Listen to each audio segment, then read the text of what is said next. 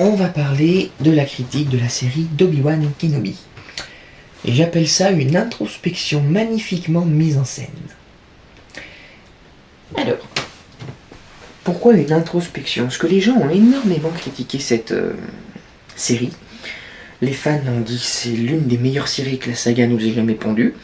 Et il y avait des critiques qui arrivaient à être objectifs, qui disaient « C'est pas la plus grande série qu'on ait vue de toute la saga Star Wars, c'est une excellente série, mais le revers de manche qui est fait dans le scénario sur cette introspection du personnage où il a tout perdu et d'un seul coup, de par un revers de manche qui peut paraître rapide ou non, ça dépend de la manière dont on juge, sur le fait qu'il redevient ce personnage éponyme de Obi-Wan Kenobi, ça a été un peu critiqué. Dans le bon sens du terme comme dans le mauvais sens. Donc je vais essayer d'y remédier un petit peu. La série d'Obi-Wan Kenobi a été diffusée sur Disney+, et c'est une œuvre poignante qui explore, on va dire, la partie psychologique d'un des personnages les plus emblématiques de la saga Star Wars. Obi-Wan Kenobi, l'élève de Qui-Gon Jinn, qui est devenu le mentor d'Anakin Skywalker, qui est devenu, d'une certaine manière, une sorte de père, et qui est devenu son pire ennemi pour à la fin tomber en tant qu'ermite, sur la planète de Tatooine où il surveille Luke Skywalker.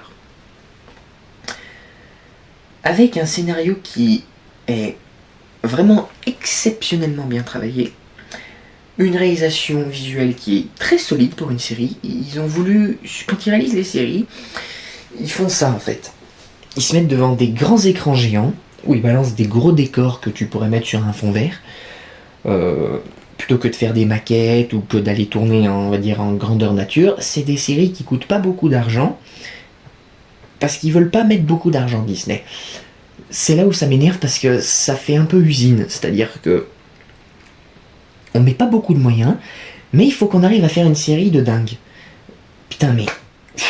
En fait Disney ils sont vraiment cons sur le plan...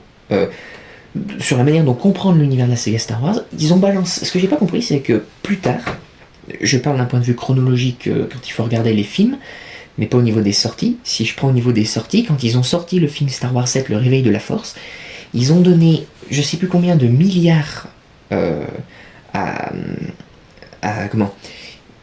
Non, attendez, je dis une connerie. Je sais plus combien de millions d'euros et de dollars à J.J. Abrams pour réaliser le film, et ça leur a rapporté des milliards de milliards. Ben, pourquoi vous n'avez pas fait la même chose? Ça aurait pu vous rapporter beaucoup plus que ce qu'ils avaient pensé, et ça ne leur a pas rapporté ce qu'ils auraient aimé. Ben, en même temps, vous n'avez pas forcément mis les moyens pour que ça donne envie aux gens d'aller voir une série qui, visuellement, est correcte, scénaristiquement est exceptionnelle, mais visuellement, on n'est plus dans cette grande effigie de la saga. Ça, c'est un peu chiant. Mais bon, voilà, c'est à interpréter comme on le souhaite. Alors, reprenons. Un visuel donc qui est plus ou moins à la hauteur de l'univers de la saga Star Wars. Dès les premiers épisodes, Obi-Wan Kenobi est impressionnant au niveau de la qualité du scénario et peine un petit peu au niveau visuel. Les paysages pour le coup désertiques de Tatooine sont repris tels quels, donc là pour le coup c'est super bien fait. Ça rend hommage aux classiques de la saga et en même temps ça vient continuer tout l'univers qu'on a envie de voir. Alors, le scénario, qui est en fait basé sur un terme, la psychologie.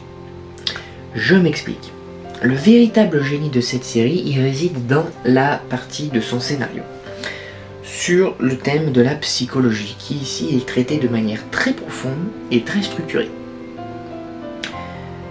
À l'état mental d'Obi-Wan Kenobi, après les événements tragiques de la revanche des Sith où il perd son ami, il perd les Jedi, il perd la République, bref, il perd tous ceux qui lui étaient chers à son âme, et bien là, cette série, elle va explorer toutes ses retombées sur sa défaite, en tant qu'ami, en tant que père, en tant que Jedi, face à Anakin Skywalker, et finalement sa responsabilité dans la chute des Jedi.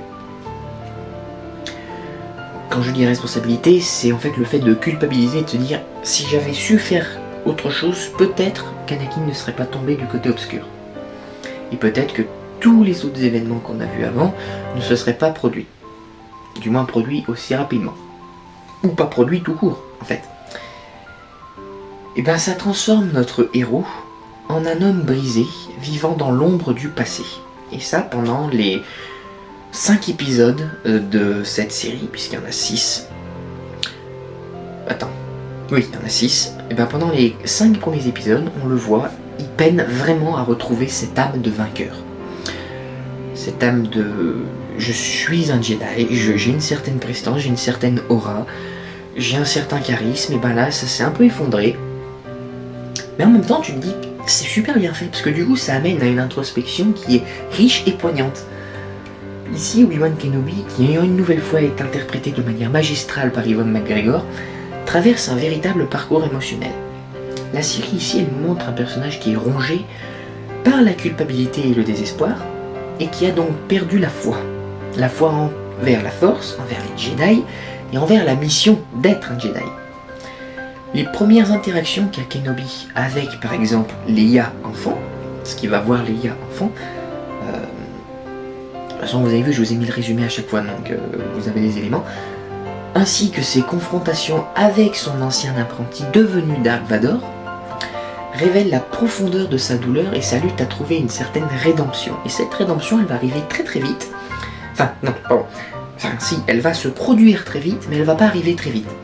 Il y a toute une construction qui est faite de manière psychologique sur le personnage, mais je suis désolé, quand les gens ont dit le revers de manche était trop rapide, je suis pas d'accord. Ça nous a, tout au long de la série, on nous a montré un personnage qui était brisé et qui commençait petit à petit à retrouver une certaine enjolivance de la vie, d'une certaine manière, et qui à un moment donné s'est dit, j'ai perdu, il faut pas que je reste seul face à mon échec, j'ai plus rien à perdre, j'y vais. En fait, je casse tout, je casse le code ultime et je fais ce qu'il faut faire. Et ce fait de casser le code plutôt, c'est-à-dire de... Quand je dis casser le code, c'est de le faire de manière si rapide et si prononcée, bah c'était en fait super bien fait. Fallait pas le faire encore trop long pour amener à, fallait le faire tout de suite. Pour dire, voyez, il a beaucoup réfléchi, maintenant il agit. Et il agit tout de suite.